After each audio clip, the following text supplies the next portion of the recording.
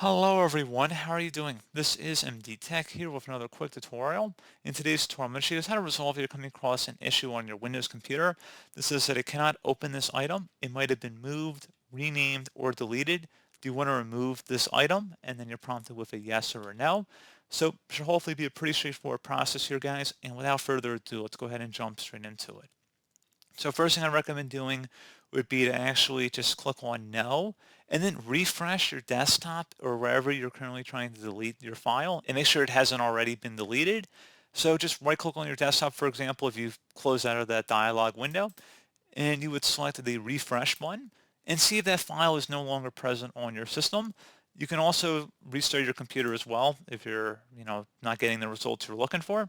So restart your system and then attempt to either move, rename, or delete the file in question. And that should really be about it, guys. There shouldn't really be much to this than that.